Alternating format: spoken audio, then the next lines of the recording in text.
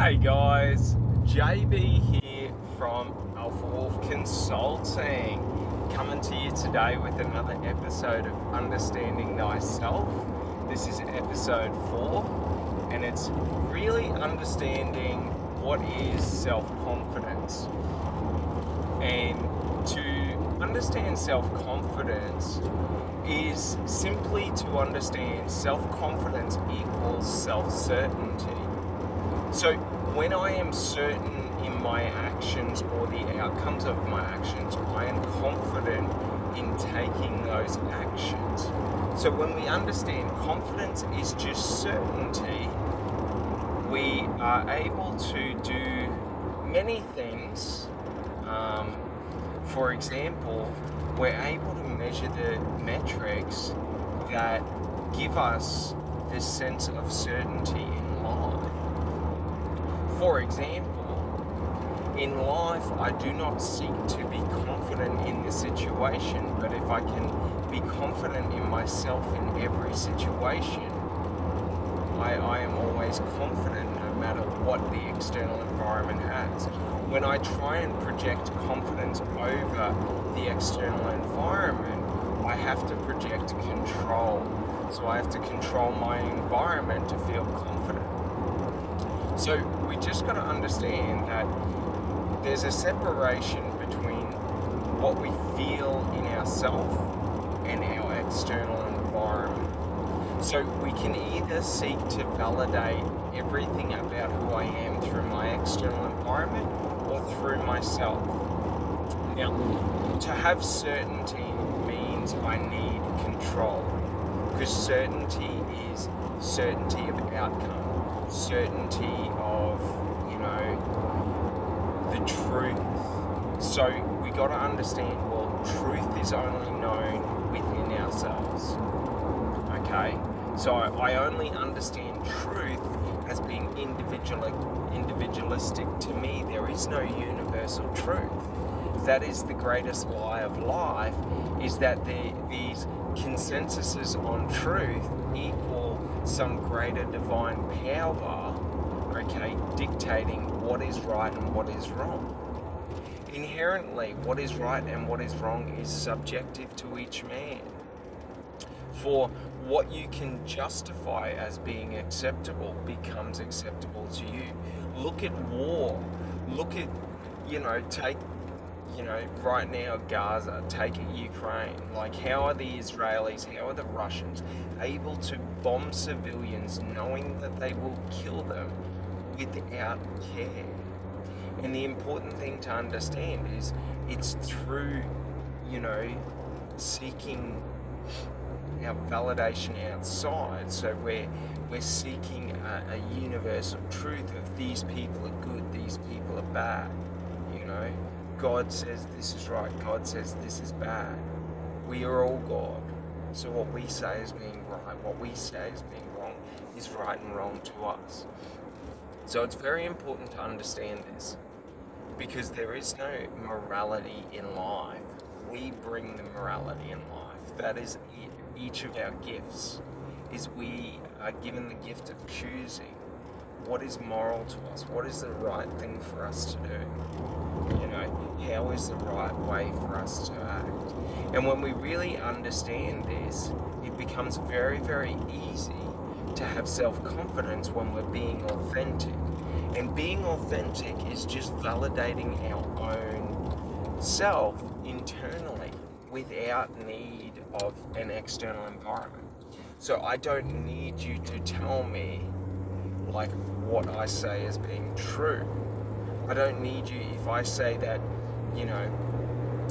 in love I believe in fighting to the death for my partner. I don't need to validate what fighting to the death means to anyone. I know what it means to me. I know what I'm willing to do and what I'm not willing to do. I know how far I will go. I don't need external validation. So the problem is when we need external validation, we constantly have to prove ourselves. So if I say that, then I constantly have to be out there, trying to prove, through aggression and violence what fighting to the last means, right? So we got to understand when we internally validate ourselves, okay, we get to decide what everything means. When we know what something means, okay, and we know that, you know, for example, take that same analogy, fighting to the last, like we know if we fall, it's okay. But if we're validating ourselves externally, if we fall, we don't know what comes next. Do you get it? So the important thing to understand in anything is I can never be confident in someone else's words unless I constantly know what someone else thinks, believes, their values like. So I need that constant reassurance to know that what I'm thinking or how I'm portraying it. Now, an easy way to understand this, okay, and how I understood it was through schooling when I was in university. Because when a teacher gave me an assignment, how they act in university, teachers, is they're fucking idiots, because they will reword a question so that it is not logically worded, so that it can be interpreted 1,000 different ways. And your objective is, through the tutorials, through the lectures, they have told you the direction that they are thinking of, or they have dropped hints, and you've got to guess the right way. So throughout university, I failed so many classes, not because the quality of my work was not of the highest standard, not because my information was not accurate, not because I didn't have a complex understanding of, you know, the environment and the subject that I was learning, right? So what would happen is, because I hadn't followed their exact parameters and guidelines of what they wanted, I had failed. And it's the same in life, okay? When we're thinking about like trying to become our ideal person,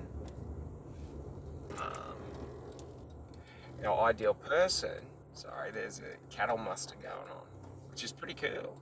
But when I'm trying to be my ideal person, if I'm validating that externally, so I'm trying to, for example, you know, I listen to Tony Robbins, and, you know, Tony Robbins is where I get my understanding from. So, like, if that were the case, like, a lot of who I was building myself would be based in Tony Robbins. So I would need to always know, how am I comparing into what Tony Robbins is teaching, rather than choosing who do I want to become and then becoming that person. So that's an important thing to understand, is we can't really have self-confidence unless we first have self-validation, so we know how to validate, you know, what do I believe, you know, what do I think is being real, you know, what do I think is being right, and all of that, and sort of, you know, be able to validate it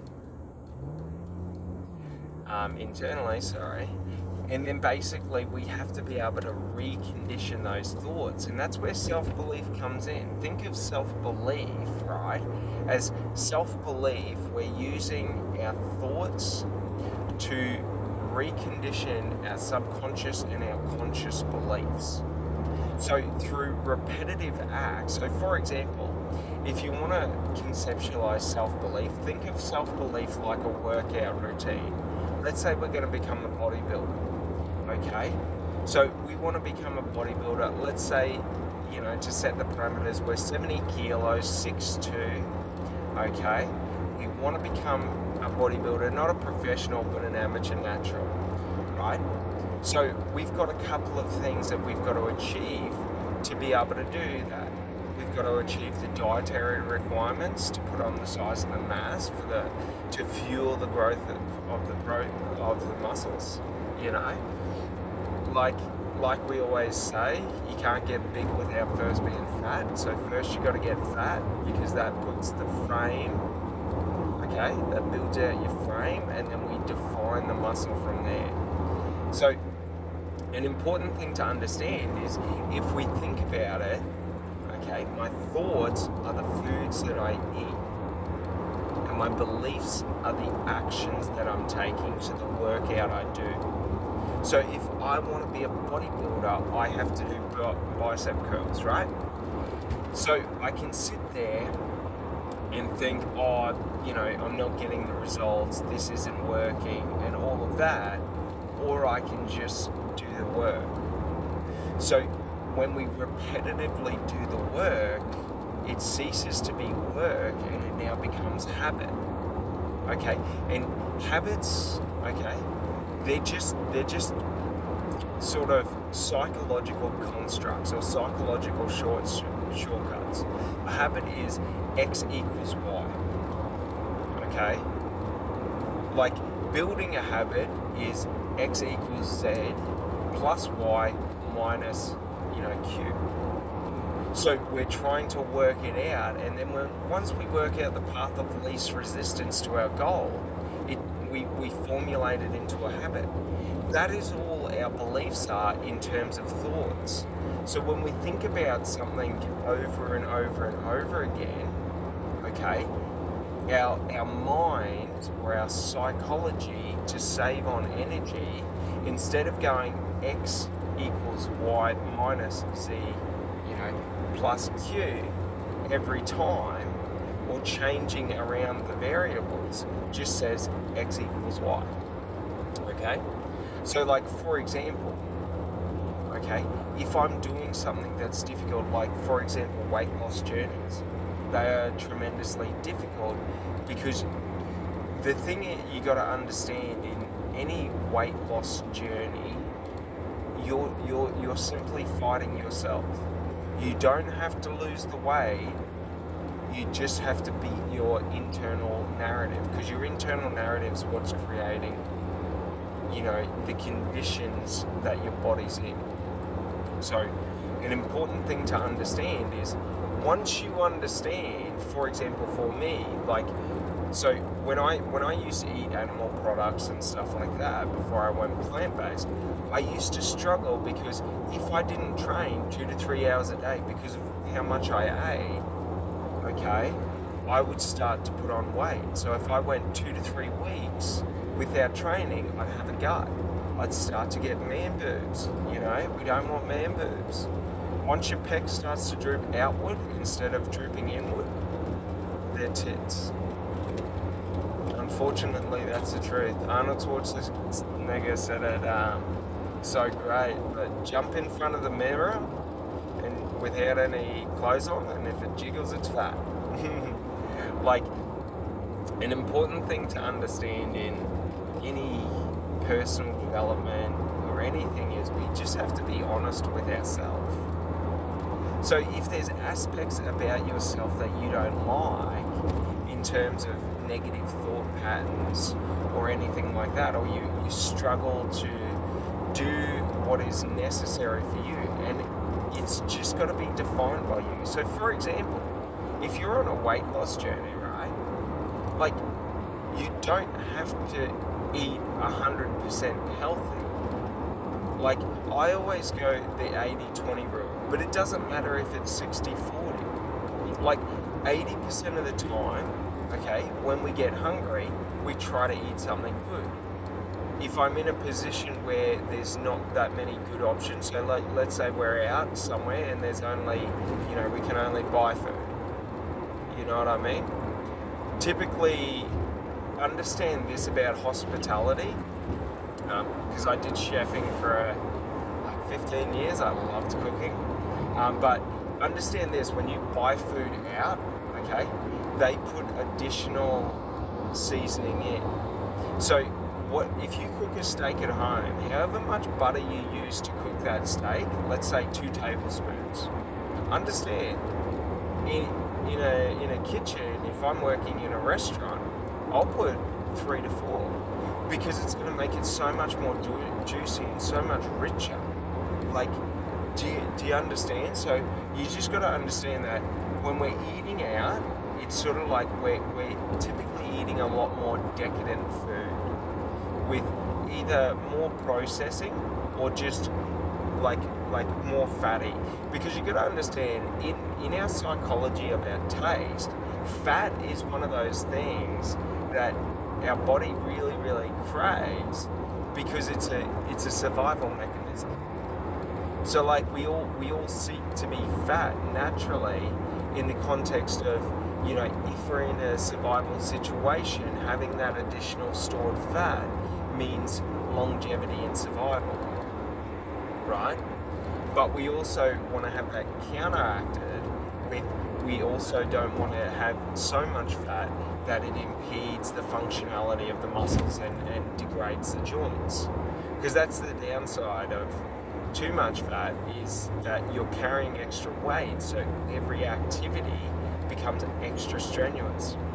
So you just got to understand, like, if you're on a weight loss journey, the bigger you are, okay, it's going to require more effort in the start, but once you get started, it will, like, the gains will become so rapid because you're doing so much more than the average person. Like, if you're 200 kilos and someone's 100 kilos, for you to walk 5 kilometers is immensely further. You know, you could put a multiplier of, you know, 100, like 2 times on. So like for your 5Ks, you know, they would have to walk 10Ks to get the same results. So understand that like, it's always going to be difficult in the start, okay? But you just got to understand, like, you're building yourself up. So if you're able to, you know, battle with yourself and come to those conclusions, like I've explained, that, you know, the bigger you are, like, you do less work for more, like, results, right? You don't have to work as hard as a skinny person does to burn the same amount of fat. You just have more stored to burn through. So like, fun ways to do it is, like, to break down that mindset, you first have to break yourself. So that's the only thing you got to understand, is when we're trying to completely shift and change ourselves and become someone new, we have to break that old person down. Now, a fun way you can do it is you can do 48-hour fasts, or you can just do intermittent fasting, where you eat once a day and you might eat 1 to 2 kilos a day. So I typically will eat around 800 to 1.5 kilos in a 2 to 3 hour period. So like, you know what I mean? Like, you can, like, you can work it out, but the thing you want to do is you want to start stressing your body. Because if you do, you know, intermittent fasting, it means for the majority of the day, like, your body's having to move more weight, and you're restricting it to only being able to utilize the fat storage as energy. Now, a simple way to get around this, because the downside with using fat as fuel is you'll feel lethargic and exhausted, and like, you'll feel really weak. So the way I do it is I will typically have sugar as a counterbalance. So like sugar in coffee, or I might have 1 or 2 sodas. Okay? Because what you got to understand is how sugar works in the body, okay, is if it's the only fuel source, it burns up so quickly. So if you're fasting, okay, what will happen is, even if you have a can of Coke, within the next hour that energy is gone. It's not getting stored as fat. But if you're eating and then you're having a can of Coke and you're eating carbohydrates, okay, your body will use the carbohydrates as energy first. So typically that's how you get it, because you're going over that level of energy required, right? So now it's in surplus. So if you can shift your mind to thinking like that, of Food is just energy. And when I'm hungry, it's my body saying, I need more energy. But what we got to understand is there's also the psychological aspect